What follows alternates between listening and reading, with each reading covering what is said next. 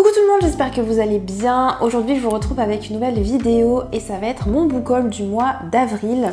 J'ai pas mal de BD slash manga à vous montrer, beaucoup moins de romans parce que je vais essayer de vider ma palle et de moins acheter et de moins emprunter également.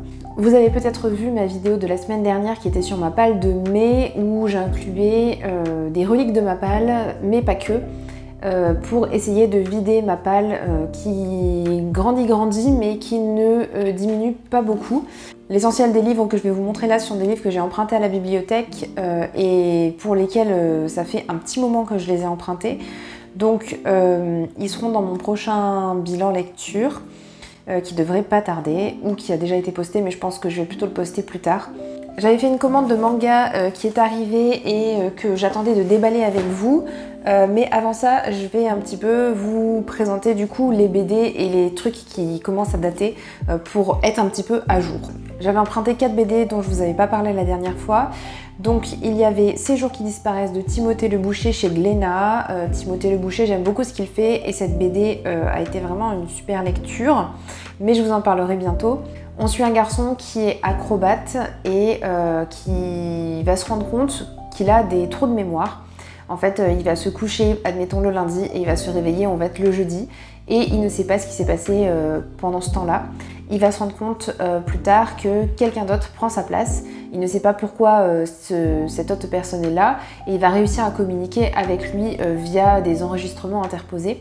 J'avais aussi emprunté The Magic Fish chez Ankama, qui est une BD qui a deux histoires, on va dire, intercroisées. On a d'un côté une histoire avec une maman vietnamienne et son fils. Ils ont emménagé aux États-Unis, donc c'est un petit garçon qui a la double nationalité, en tout cas il a un peu cette double identité. Il ne sait pas trop comment vivre avec ça.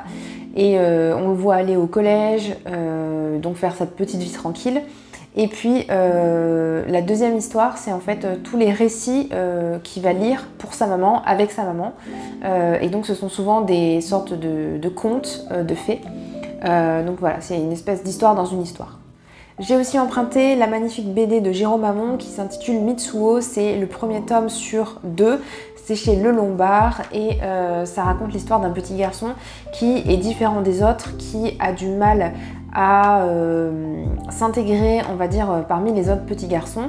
Et il est toujours sur la lune, il est toujours dans un autre monde, dans sa tête. Ses parents souhaitent le meilleur pour leur fils.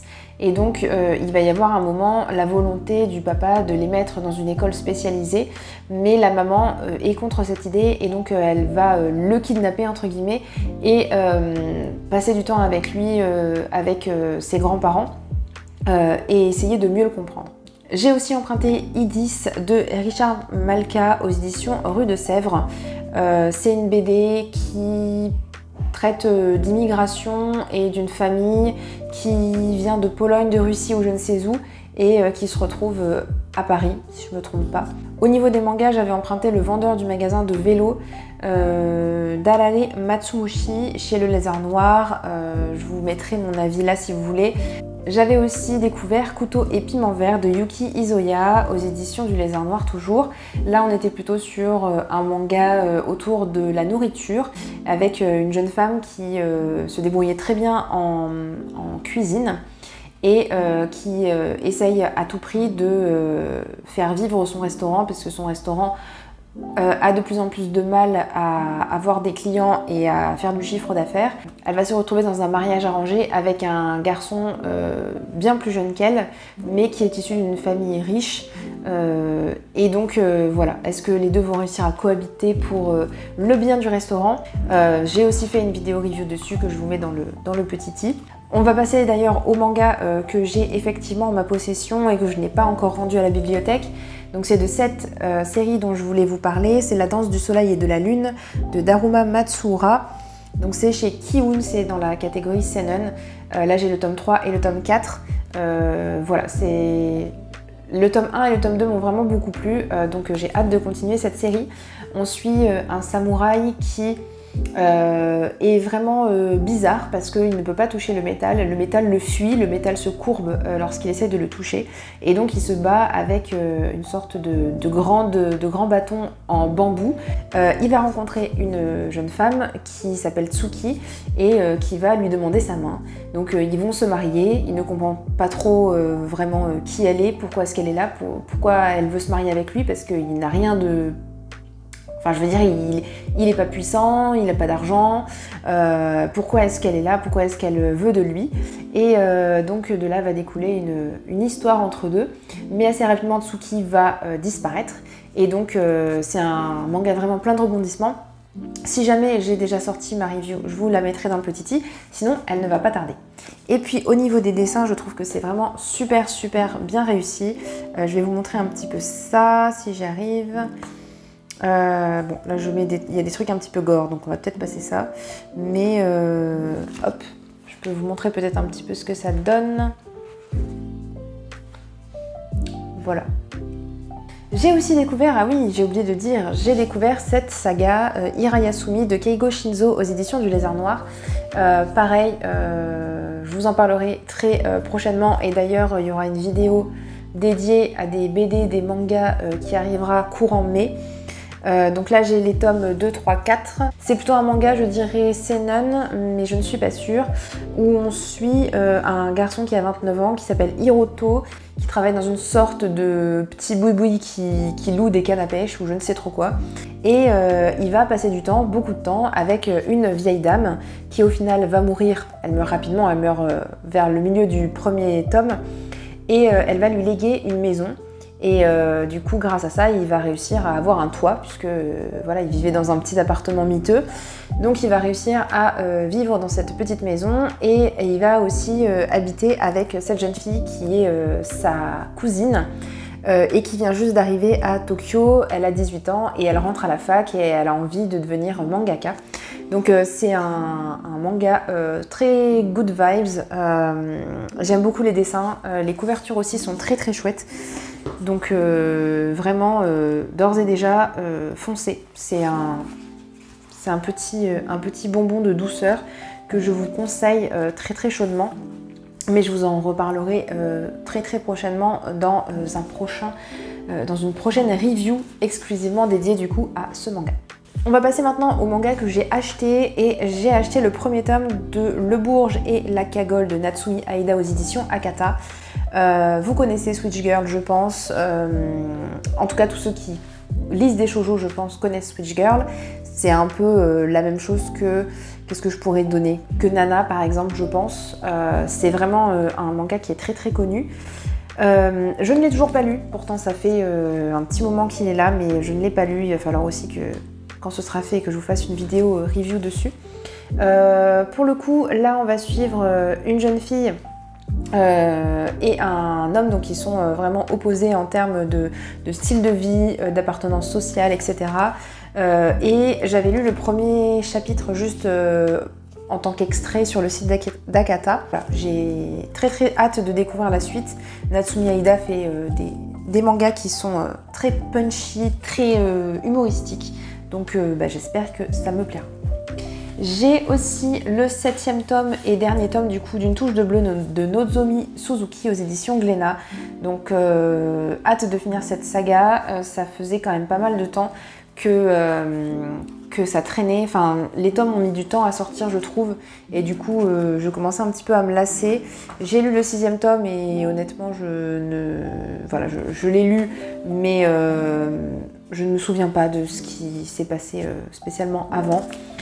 Donc bon, je lirai ce dernier tome, mais j'en attends pas non plus beaucoup. J'ai aussi pris le 5e et 6e tome de la série Limite de Keiko Suenobu aux éditions Pika. Le 6e tome c'est le dernier aussi, donc ça permet de terminer encore une fois une série. Celle-ci pour le coup je l'adore, je trouve qu'elle sort vraiment de ce qui se fait dans le shoujo de manière classique. Juste pour rappeler brièvement de quoi ça parle, c'est un bus scolaire qui va se renverser, qui va tomber dans une sorte de gouffre et tout le monde va mourir ou presque. On va avoir 4-5 personnes qui vont réussir à s'en sortir. Ça va vraiment être compliqué pour eux de s'entendre parce qu'ils sont vraiment très différents et notamment l'héroïne faisait partie des gens qui harcelaient d'autres personnes. On est dans un contexte du coup pas très fun, mais je trouve que c'est vraiment une thématique particulière qu'on voit pas souvent dans les shoujo. On continue avec les mangas et je vais ouvrir ce colis du coup.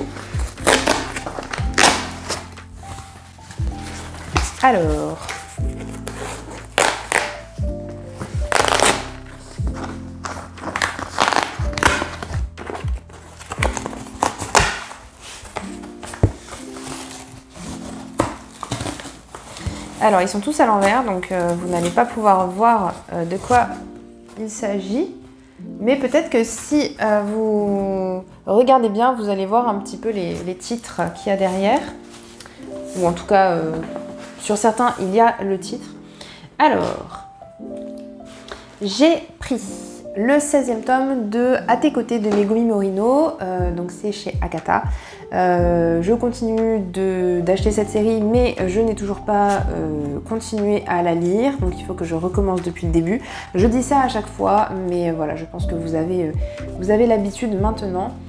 Et hop, un petit peu, je vous montre les dessins. Et je ne sais pas jusqu'où on va avec cette saga, parce qu'on en est déjà au 16e. Mais est-ce qu'on va aller encore loin ou pas, je ne sais pas. J'ai acheté aussi le 5e tome pour continuer la série de You're My Soulmate d'Anachine chez Pika. Donc, ma foi, je continue.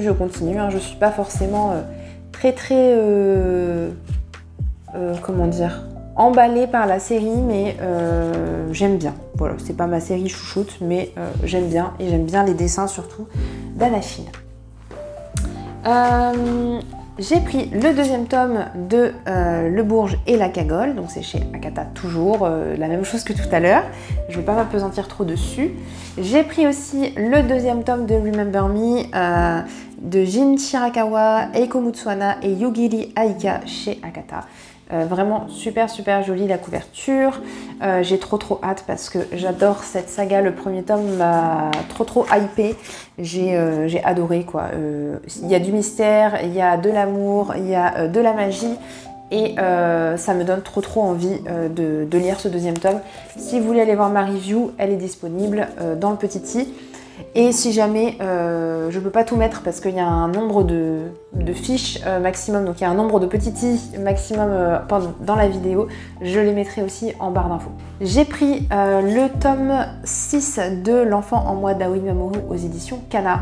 Cette saga, je vous le dis à chaque fois, mais foncez la lire parce qu'elle est trop bien.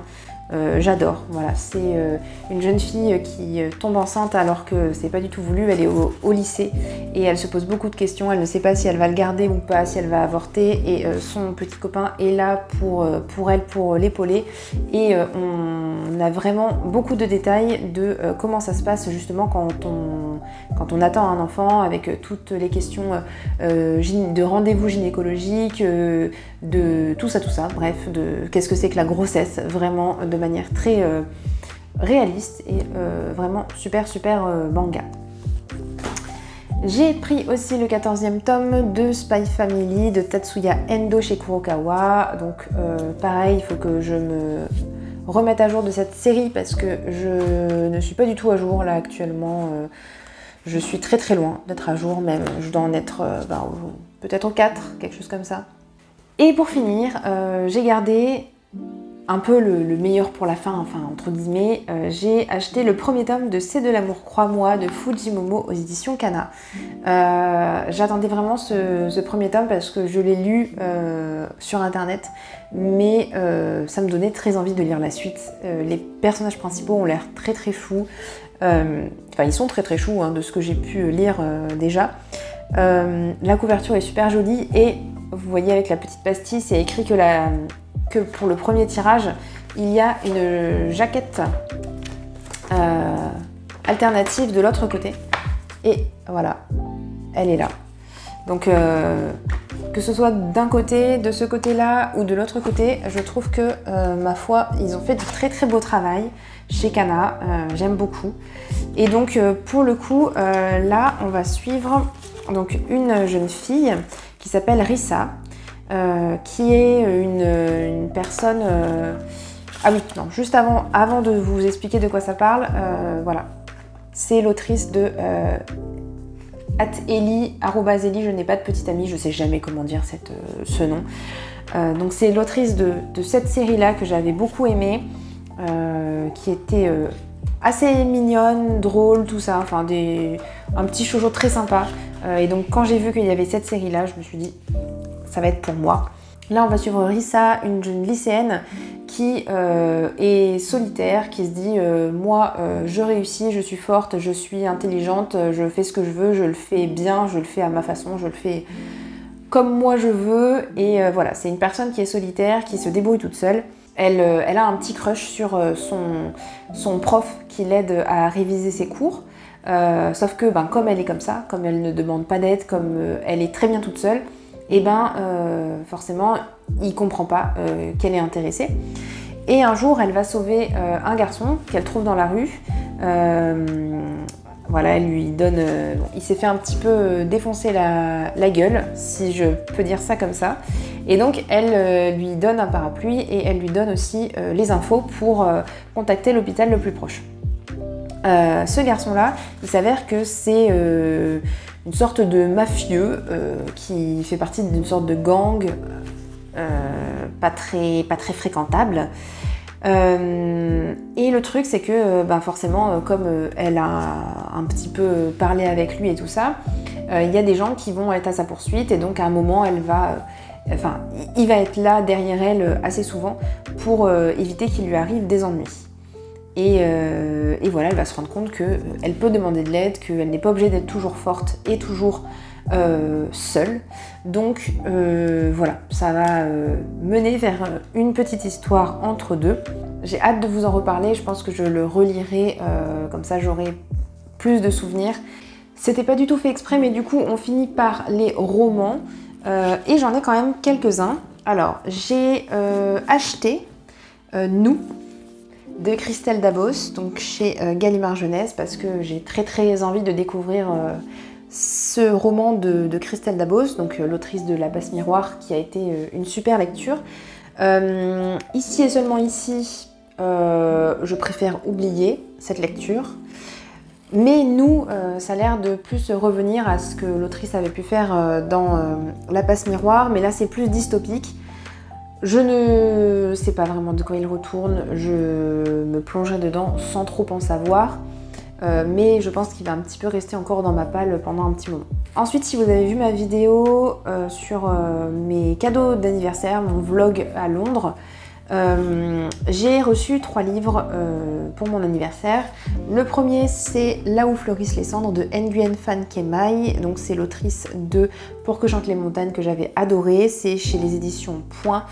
J'ai très hâte de découvrir celui-ci parce que il est vraiment super chouette. En tout cas, l'autre roman de cette autrice, j'avais adoré. J'ai aussi reçu Un nom sur la liste de Monica S chez PKJ.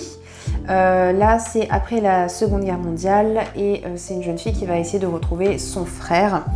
J'aime bien tout ce qui est sur le thème de la Seconde Guerre mondiale, donc celui-ci, il rejoint ma palle également. Et puis le dernier, c'est Désenchantée de Marie Vareille chez Le Livre de Poche. J'adore Marie Vareille, depuis que j'ai découvert La Dernière Allumette, je veux lire du Marie Vareille. Sur la 4e de couverture, c'est indiqué qu'il y a eu la disparition d'une jeune fille qui avait 15 ans et que quelqu'un va revenir sur les lieux du drame et il y a plein de choses qui vont ressortir de son passé. Voilà, ils nous disent que c'est un roman sur l'amitié féminine, un roman d'apprentissage captivant et rempli d'émotions. Ma foi, je signe, je ne sais pas quand je le lirai, mais j'espère très prochainement. Et du coup, j'ai aussi emprunté 2 livres à la bibliothèque. Le premier, c'est Tu ne m'as laissé que notre histoire d'Adam Silvera, donc c'est chez Robert Laffont dans la collection R. J'avais adoré d'Adam Silvera, sa duologie, c'est écrit là, et ils meurent tous les deux à la fin. Enfin sa duologie, sa trilogie, puisqu'il y a un 3e tome qui va pas tarder à apparaître. Donc là c'est pareil, ça a l'air d'être triste, ça parle de la mort, de tout ça. Voilà, Griffin apprend la disparition brutale de Théo, son premier amour, et c'est compliqué, et c'est écrit qu'on va pleurer, bref, voilà. Je m'attends à sortir les mouchoirs comme avec et ils meurent tous les deux à la fin. J'ai aussi pris The Curse of Saints de Kate Dramy, je ne sais pas, aux éditions Calix. C'est ma lecture en cours, j'en suis à peu près à, je sais pas, à peu près un quart je dirais. J'ai un petit peu de mal à avancer dedans, c'est de la fantasy avec un peu les mêmes thématiques qu'on retrouve habituellement, mais il y a des moments où je suis un petit peu perdue sur qui est qui fait quoi, quels sont les pouvoirs, à quel royaume telle personne appartient, qui c'est qui a fait quoi, enfin bref voilà, j'ai un peu du mal avec ça. Donc on suit une fille qui s'appelle Aya qui est dévouée à son royaume, elle est espionne et c'est la 3e commandante de la reine. Ils sentent que la guerre va approcher et du coup ils se préparent à ça. Donc eux 3 ont des pouvoirs comme les autres Vizia. J'ai un petit peu du mal à avancer dedans, mais j'espère pouvoir le finir assez rapidement. Et peut-être que si jamais je traîne trop, j'abandonnerai un moment parce que, bon, je sais pas, je suis pas super convaincue. Voilà, c'est tout pour ma vidéo, j'espère qu'elle vous aura plu, que vous aurez découvert des titres qui vous intéressent ici. Si vous avez aimé ma vidéo, n'hésitez pas à liker, partager, commenter, me dire ce que vous avez prévu de lire, ce que vous avez acheté ce mois-ci. Et moi, je vous dis à bientôt dans une prochaine vidéo. Ciao, ciao!